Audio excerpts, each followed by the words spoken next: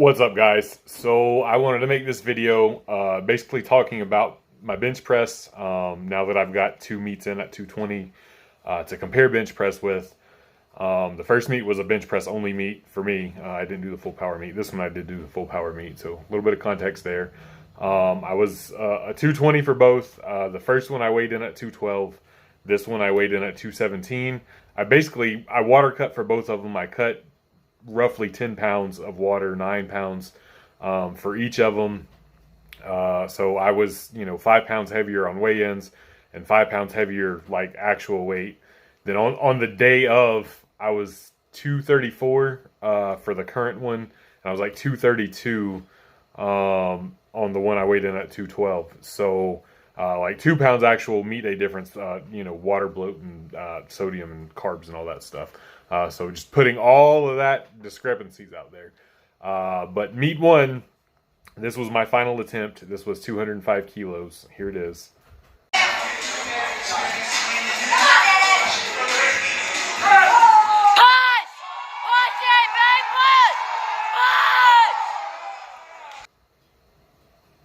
And then meet two, I also attempted 205 kilos as my third attempt. And here it is.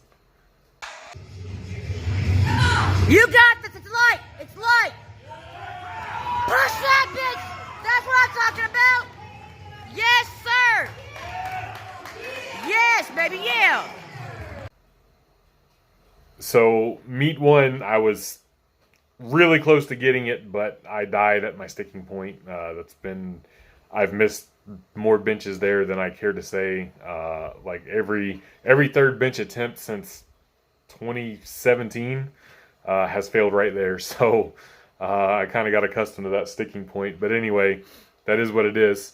For this most recent meet, I smoked it. I am supremely confident there was 5 more kilos there, 11 more pounds, like for sure without a shadow of a doubt. There may have been 7.5 more kilos there. I was feeling really good that day. I intended on calling for 210 on my third, but I mentioned in a previous video there was another lifter there, and we were kind of going for the biggest raw bench, and he was going 2.5 kilos over my previous attempts. So I just called what was going to be 2.5 kilos over his final attempt, should he get it. I just wanted to lock in that biggest raw bench press of the day. So that's what I did. But completely dominated it. Very slight slowdown at that sticking point, and that's what I want to talk about. I implemented a movement that I've not done before for this meet prep. I've done close grip incline before, but I never done them with like really extended pauses, and that's kind of been the difference maker. I was using those throughout prep, and what I theorize made it work for me in particular is the sticking point of a close grip incline, particularly when you're pausing that long and taking away some of that stretch reflex. It feels very similar to the sticking point in my bench press. Now I've got a bench press, not the most pronounced J curve, but there's definitely J curve there, and I tuck my elbows down to my chest, and then when I come up over my face, I flare them, and it creates a high sticking point. Generally, like, unless you just call for a weight that's way too heavy that you shouldn't be attempting, that's going to kind of be where you fail at, if you're going to fail, other than, like I said, calling something that's way too heavy and you can't get it off your chest.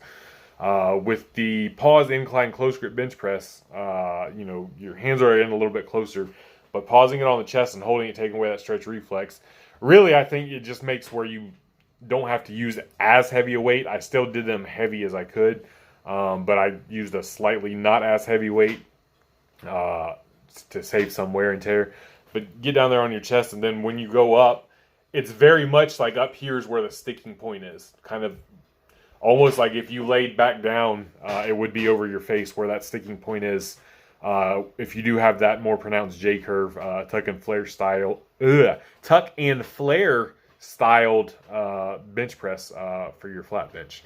So the proof is in the pudding right there. Like I said, I was 5 pounds heavier. But it was also a full power meet, so I had 3 squat attempts in before this one. For the bench only meet, I went into bench fresh. So, take these things with a grain of salt.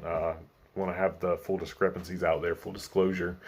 But this is something I'm going to suggest to any of you guys who are of a tuck and flare style bench press and you are interested in growing your bench press. That is probably a certain sticking point, and pin presses can be a thing. I've certainly used pin presses before. I used pin press as my last meet prep as my secondary movement, and I used pause close grip incline this time as my secondary movement, and the results are what they are. So give it a shot. Let me know how it goes for you. Peace.